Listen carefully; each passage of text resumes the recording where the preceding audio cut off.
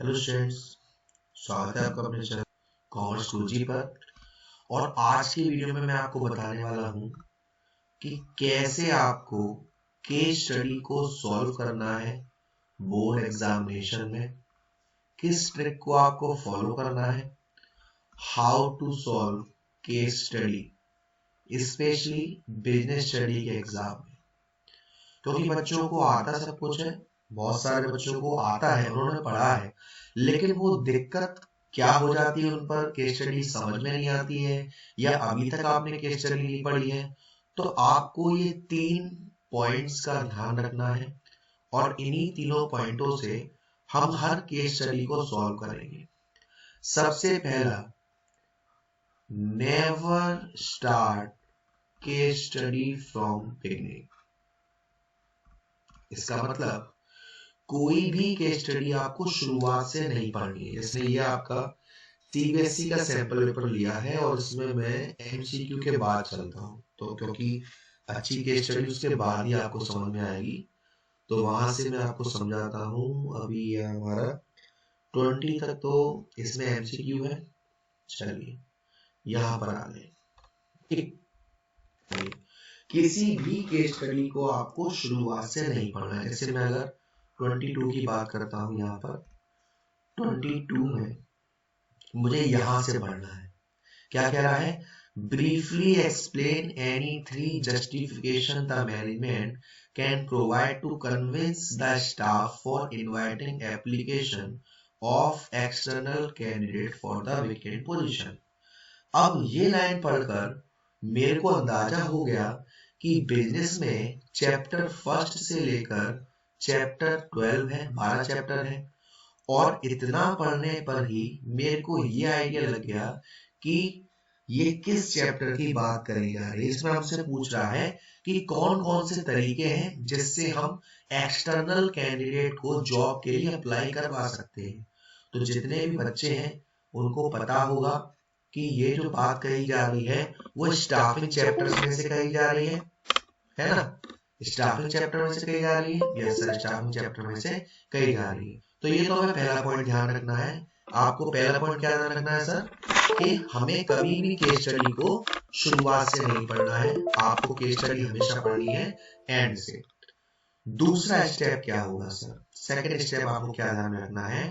आपको जब रीड करोगे शुरुआत से केस स्टडी, मतलब इस स्टेप को फॉलो करने के बाद जब आप सेकंड स्टेप करोगे, शुरुआत में रीड करोगे, तब आपको देखना है कि ये जो पॉइंट आपसे पूछा गया है वो हुआ है या नहीं हुआ है। यानी कि अगर फीचर की बात करी जाती है, इंपोर्टेंस की बात करी जाती है, तो वहां पर बोलेगा कि भाई इसको फॉलो किया गया है या नहीं फॉलो किया गया है। मैं वापस से चलता हूं केस स्टडी पर। आपसे क्या कहा जा रहा है? आपसे कहा जा रहा है Mrs. Ahila Pasi is the principal of prestigious school in New Delhi. Okay, new Delhi की वो एक प्रिंसिपल है। The school has a vacancy of head minister या head master of junior wing of the school। School में head master की vacancy खाली है। The senior teacher of the school have the opinion that only internal candidates should be considered for this post। जो senior teachers थे वो कह रहे हैं कि इंटरनल कैंडिडेट ही उसके लिए देखा जाए, लेकिन जो पासी हैं वो कह रही है मैनेजमेंट को इनवाइट करनी चाहिए एप्लीकेशन एक्सटर्नल सोर्सेज से। तो यहाँ पर आप देख रहे हो कि एक पर्सन तो कह रहा है कि इंटरनल होनी चाहिए और एक कह रहा है एक्सटर्नल होनी चाहिए। तो यहाँ पर हमें करना क्या पड़ेगा कि एक्सटर्नल सोर्सेज के क्या क्या फायदे हैं वो यहाँ लिखने पड़ेंगे। तो हमने 3 चीज कौन कौन सी देखी सर? पहला, आपको कोई भी केस स्टडी शुरुआत से नहीं पढ़नी, एंड से पढ़नी है। दूसरा, जब आप केस स्टडी करोगे तो शुरुआत से ही आपको देखना है कि वो उस चीज को डिफेंड कर रहा है या बचा रहा है। तीसरा हमने अभी नहीं पढ़ा। तीसरे का मतलब है कि आपको ये देखना है कि आपको उस पैराग्राफ में से आंसर लिखना है या अपनी तरफ से। बोर्ड में किसी भी क्वेश्चन का अगर आपको आंसर नहीं आ रहा है, बिजनेस स्टडी में ध्यान रखिएगा, जरूरी नहीं है कि हर किसी का आंसर सही हो या सेम हो सकता है आपके हिसाब से वो केस स्टडी का फीचर कुछ और हो, किसी और के हिसाब से कुछ और हो। जैसे कि फ्लेक्सिबल और डायनामिक, ये कभी कभी एक जैसा ही साउंड करते हैं। परवेसिव और यूनिवर्सल फिनोमेना, ये भी कभी कभी एक जैसा साउंड करते हैं। चलिए सर, एक और एग्जांपल लेते हैं किसी केस स्टडी का और उससे देखते हैं कि क्या ये रूल वहां हम अप्लाई कर पा रहे हैं या नहीं अप्लाई कर पा रहे। चलिए 27 केस स्टडी को देखिए। सबसे पहला स्टेप, शुरुआत से हमें नहीं पढ़ना, हमें पढ़ना है एंड से। क्या कह रहा है? Identify and briefly explain the incentive being given by the organisation to the employ. क्या पूछा जा रहा है क्वेश्चन में सर कि इस ऊपर जो पैराग्राफ है उसमें किस इंसेंटिव की बात कही जा रही है। अब मैं आपसे पूछूंगा कि ये जो इंसेंटिव वाला टॉपिक है वो कहाँ था? इंसेंटिव वाला टॉपिक था डायरेक्टिंग में। तो हमने जब केस स्टडी को एंड से स्टार्ट किया तो हम ये पता कर पा रहे हैं कि बिजनेस में फर्स्ट चैप्टर से लेकर 12th चैप्टर में से किस चैप्टर की यहाँ पर बात हो रही है। तो यहाँ पर बात हो रही है डायरेक्टिंग की। अब हम डायरेक्टिंग पर पहुंच रहे हैं और डायरेक्टिंग के किस टॉपिक पर हैं हम? इंसेंटिव के टॉपिक पर है। इंसेंटिव दो तरीके से थे, फाइनेंशियल और नॉन फाइनेंशियल। अब जब हम केस स्टडी को शुरुआत से पढ़ेंगे तब हमें ये देखना है कि क्या ऐसा हुआ है या नहीं हुआ है। देखिए, इन Sartak Steel several initiatives have been taken to further improve the motivation level of employee through designing jobs that include greater variety of work content, providing certain stability about future income work, providing fixed benefit like housing, medical, okay। अब यहाँ पर आपको साफ साफ दिख रहा है कि हाँ सर, यहाँ पर फाइनेंशियल इंसेंटिव की बात हो रही है क्योंकि पैसा खर्च किया जा रहा है। तो क्या क्या है उसमें? हाउसिंग फैसिलिटी है, मेडिकल फैसिलिटी है और जॉब सिक्योरिटी भी है। तो उन सब के बारे में हमें यहाँ पर लिखना है। क्या मैं एक और केस स्टडी ले सकता हूँ ताकि आपको थोड़ा और अच्छा हो जाए, लगे कि हाँ चलिए कोई बढ़िया सी दिख रही है। ये देखिए, ये एक बड़ी केस स्टडी है।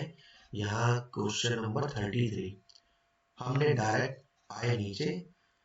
क्या कह रहा है आपसे? By quoting the line given above identify and briefly explain the concept discuss above. अब इस क्वेश्चन में थोड़ी दिक्कत होगी क्योंकि यहाँ पर हमें ये नहीं पता पड़ पाया कि यहाँ पर किस चैप्टर की बात कर रहा है। कोई दिक्कत वाली बात नहीं है, आपको बस इतना मालूम पड़ गया कि ऊपर जो कंसेप्ट की बात हो रही है उस कंसेप्ट के बारे में आपको पढ़ना है और उसके बेनिफिट आपको डिस्कस करने हैं। अब यहाँ पर हम पढ़ेंगे जोजो एंड जोजो क्या कंपनी है? जोजो एक कंपनी है जिसको consumer business of baby oil and bandages, but many people do not know that the company also run a medical devices and diagnostic business as well as pharmaceutical company with more than 180,000 employees worldwide. The company has chosen to share decision making authority with lower level। देखिए, company ने decide किया है कि इस चीज को हम हर किसी को बताएंगे। यहाँ पर आपको एक चीज ध्यान रखनी है, दो चीजें पढ़ी थी हमने, सेंट्रलाइजेशन और डिसेंट्रलाइजेशन। जब हम अपनी बात को हर किसी को बताना चाह रहे हैं, लोअर लेवल तक पहुंचाना चाह रहे हैं, तो उसको हम कहते हैं डिसेंट्रलाइजेशन। तो यहाँ पे डिसेंट्रलाइजेशन की बात हो रही है और उसी की आपको इंपोर्टेंस बताना है। तो क्या बताया मैंने कि जब भी आप केस स्टडी को सॉल्व करने बैठोगे, सबसे पहला स्टेप, आप कभी भी केस स्टडी को शुरुआत से नहीं पढ़ोगे, आप एंड से पढ़ोगे केस स्टडी को, ताकि आप पहुंच जाओ उस चैप्टर पे जिस चैप्टर की बात हो रही है। फिर शुरुआत में पढ़ोगे कि क्या वो उसके सपोर्ट में है या उसको फॉलो नहीं कर रहा है, और जब आपको मालूम पड़ जाएगी तब आप देखोगे कि सपोर्ट में है तो किस सपोर्ट में है और अगेंस्ट में है तो किस अगेंस्ट में। तो वीडियो पसंद आई हो तो प्लीज वीडियो को लाइक जरूर करिएगा, शेयर जरूर करिएगा। तो चैनल को सब्सक्राइब नहीं किया तो सब्सक्राइब कर दीजिएगा। Thank you so much, love you all.